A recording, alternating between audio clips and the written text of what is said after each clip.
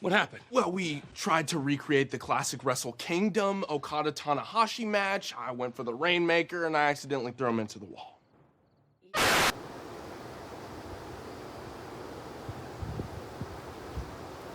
You have to be quiet. I've been trying to make this New Japan video, but they keep finding me. Who keeps finding you, Tempest? The copyright goblins! These little bastards hate me, and they will stop at nothing to see these videos demonetized. I'll have to use some magic, like this, and the help of my anti-copyright goblin defense force, and maybe, just maybe, we can survive.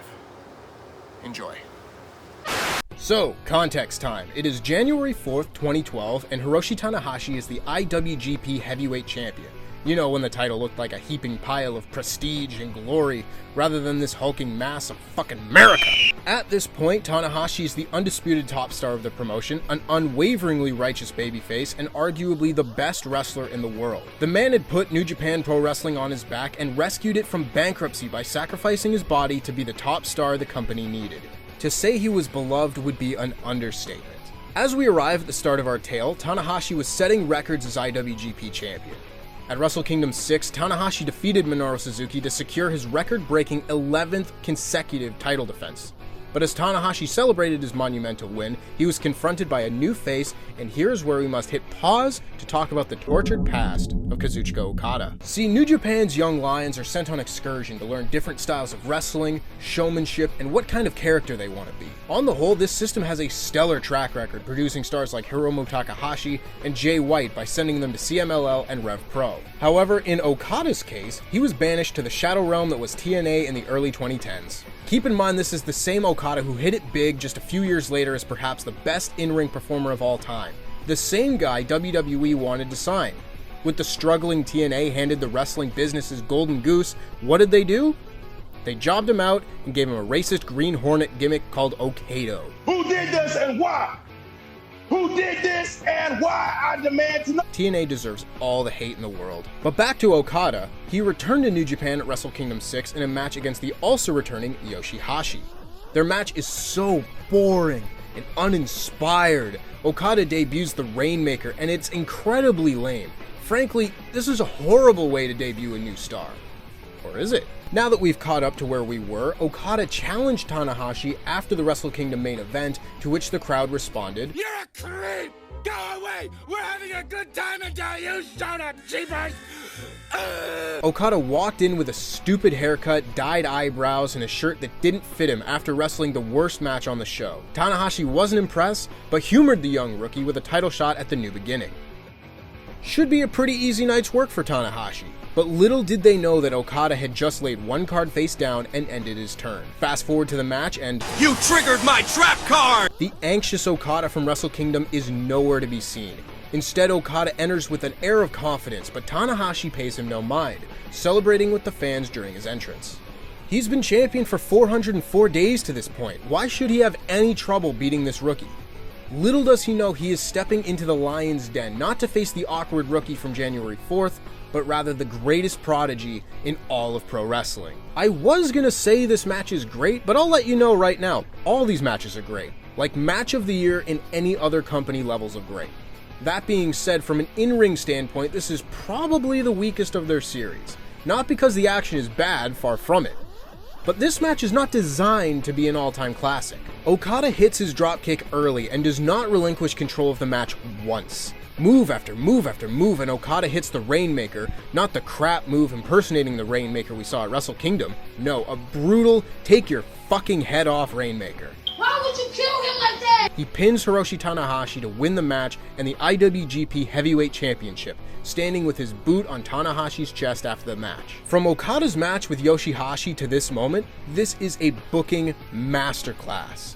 In storyline, Okada sabotaged his own debut to lure Tanahashi into a false sense of security before revealing his true nature, catching Tanahashi completely off guard and unprepared. With the internet and fans knowing about so many of today's wrestlers, it would be near impossible to pull off an angle like this again in a major promotion. The match still gives credit to Tanahashi, as it's clear from his title reign that he's simply unprepared rather than outmatched. A lesser wrestler would have fallen to Okada long before Tanahashi did. This was a mistake on Tanahashi's part, a mistake that could be corrected and learned from. For Western audiences, this first match was New Japan's version of Brock Lesnar versus John Cena if Brock Lesnar did more than a suplex and wrestled more like a wizard and less like the Hulk. Disclaimer, I actually like the way Brock Lesnar wrestles, and I think it's a good way to break up the otherwise monotonous WWE style, as he stands out as a special attraction while also having good matches and highlighting the skills of many of the smaller wrestlers. New Japan have done a good job of cashing in on their title reigns and moving the title onto someone new. Well, not so much these days. But at the time, there was no higher place Tanahashi could ascend to after Wrestle Kingdom 6. He's broken his records, and the title was then taken off of him when he was at his hottest, resulting in a brand new star. Okada was the new champion and followed up his performance with 2 excellent title defenses against a then unbroken Tetsuya Naito and Hiroki Goto before being challenged to a rematch with Tanahashi at Dominion. Whereas their first match was not set up to be a classic back and forth affair, this match was. Tanahashi and Okada's attitudes had been completely reversed, with the ace appearing measured and calculated, and Okada cocky and overconfident. I'm gonna beat that attitude up out you, bitch. There are several themes which are overarching narratives in this rivalry, all of which I will get to, but the most important of them at this stage is the battle between Okada's skill and Tanahashi's experience. Okada is one of the most skilled wrestlers in the world, even just 5 months into his return from excursion. It was that skill that made it possible for him to beat an unprepared Tanahashi at the New Beginning. However, Tanahashi's experience is unparalleled and enough of a match for Okada's skill to make these early matches formidable.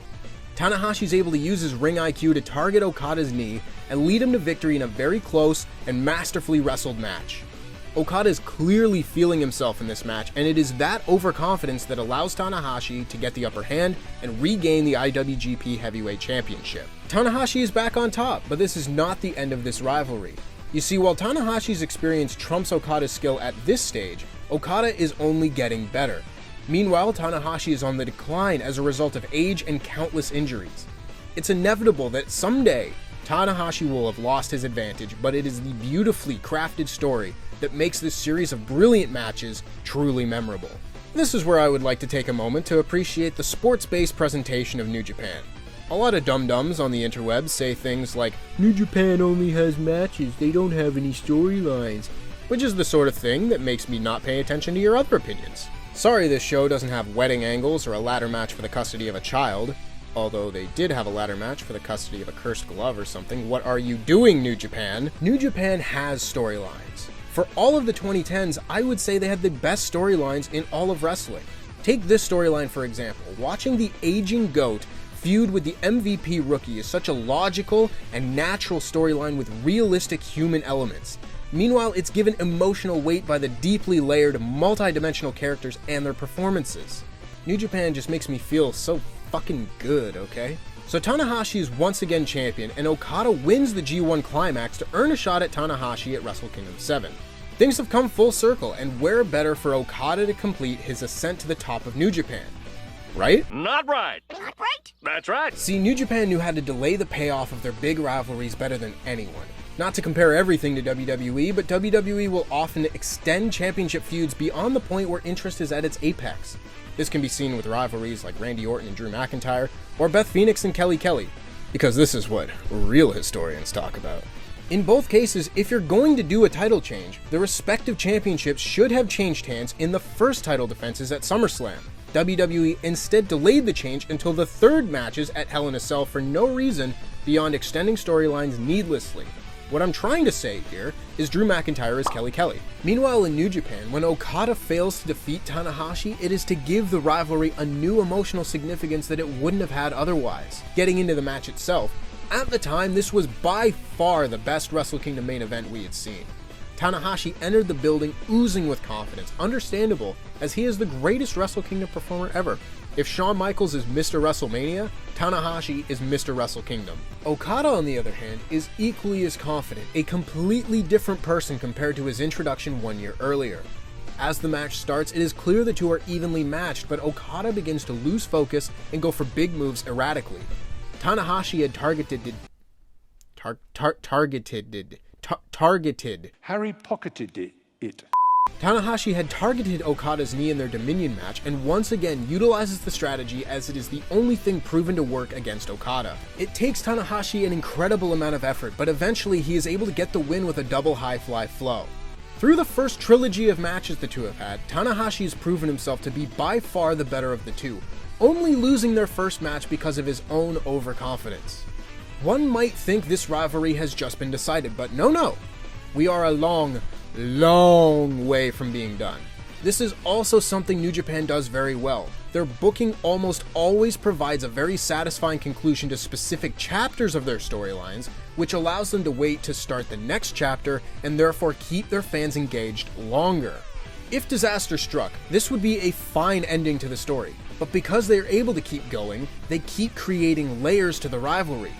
At the same time, the new layers don't take anything away from the matches at the start of the rivalry, leading to every match feeling important and just as satisfying. I love this shit, oh my god! Just 3 months later, Okada once again challenged Tanahashi for the IWGP title, having beaten Hiroki Goto to win the New Japan Cup. While he may have debuted as a heel, Okada had won over the crowd by earning all of his title shots since losing the title at Dominion. He won the G1 Climax, and he won the New Japan Cup, and in Japan, where babyface tendencies like hard work and honor are rewarded with praise, Okada had become a fan favorite. In just 1 year, his character had grown immensely, which was on full display during his match with Tanahashi at Invasion Attack 2013. Tanahashi was once again extremely confident and flamboyant, taunting Okada while Okada remained cold and focused. This is where you really get to see how no two of these matches are the same. Tanahashi tries to target Okada's leg, but Okada has learned from their previous encounters, countering Tanahashi's attacks. This is how New Japan is able to keep putting on rematches, because the matches evolve with the storylines. I feel like I have to keep mentioning that with the exception of the first match, all of these matches are very close. While one man may take more of the action in specific matches than others, each of these matches are battles befitting only of the two best wrestlers in the world. I don't think this rivalry is nearly as good if the men involved aren't as legendary as they are. Tanahashi adapted and targeted Okada's arm, but this was Okada's night. Okada had finally gained the experience from losing a main event match at Wrestle Kingdom, New Japan's grandest stage, and with that experience finally surpassed Tanahashi. Tanahashi made it close, becoming the first man to kick out of the Rainmaker, but Okada hit another to score the biggest win of his career up to that point. Okada was solidly the crowd favorite in this match, further highlighted by Tanahashi being booed when he refused a clean break in the ropes. What would be a throwaway moment in many matches was a delicious piece of foreshadowing for what the rest of 2013 had to offer. This rivalry had shifted, but they were a long way from being done.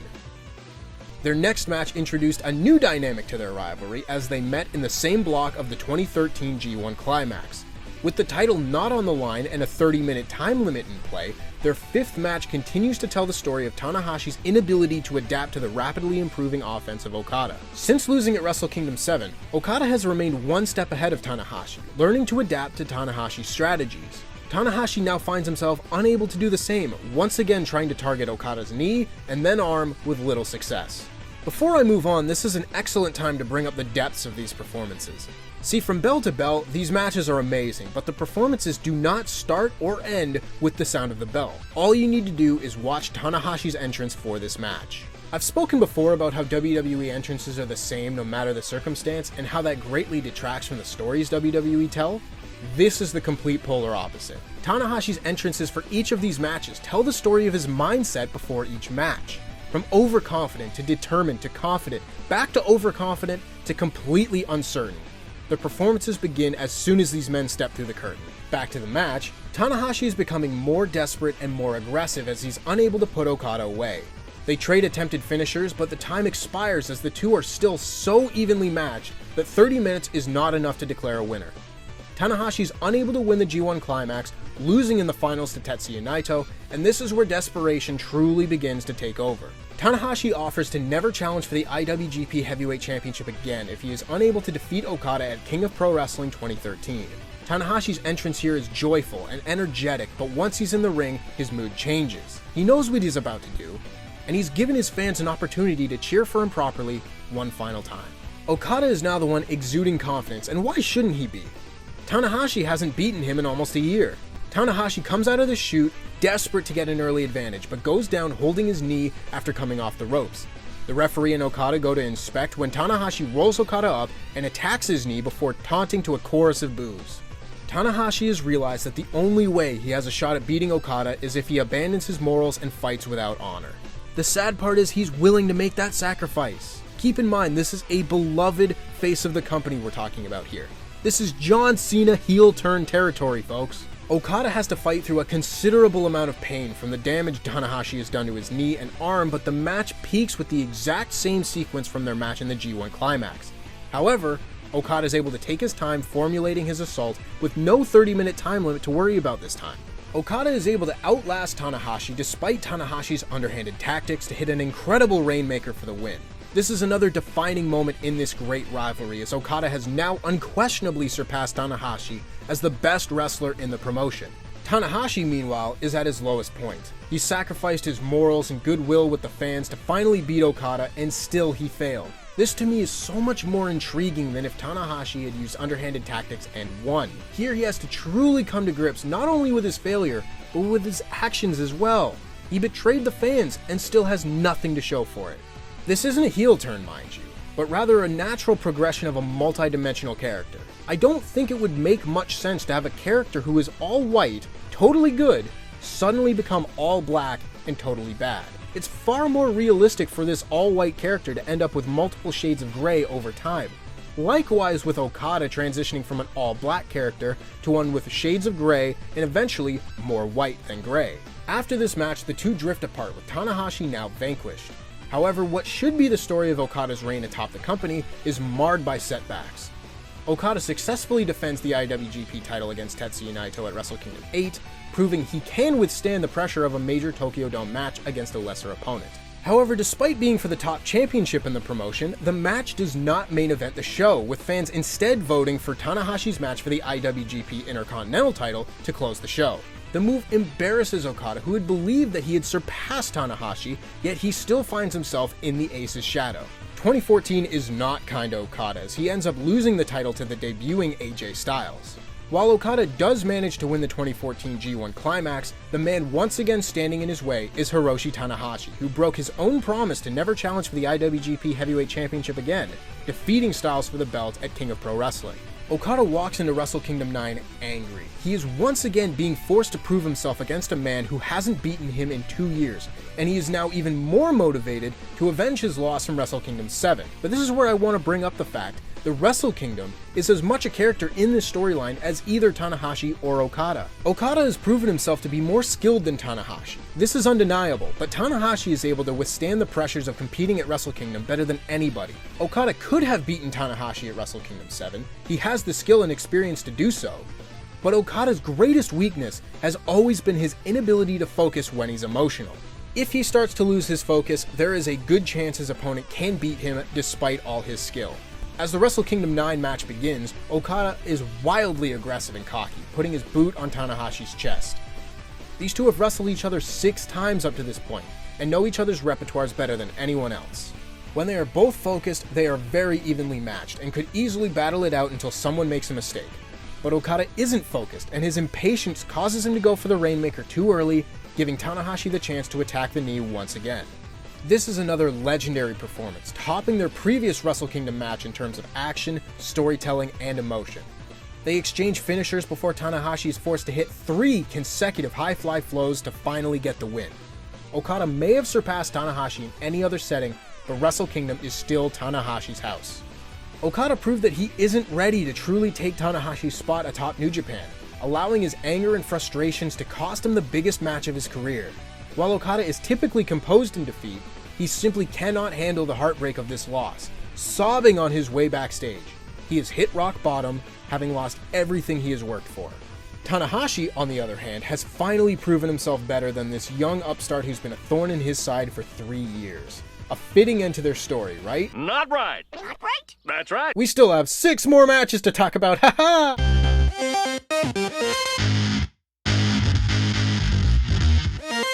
What's going on, guys? It's been a little while since I was able to post to this channel, but what with work and the world opening up again, sue me. I hope you guys enjoyed the first part of this 2-part series here. I will have the second part uploaded and a lot quicker than I was able to have the first part done, but copyrights and Maybe this one won't even get posted. Who knows? Maybe I'm talking to a phone for no reason. I do appreciate you guys checking out my videos, and if you haven't already, please consider subscribing. It really does help me out. Until then, take care, my friends. Stay beautiful.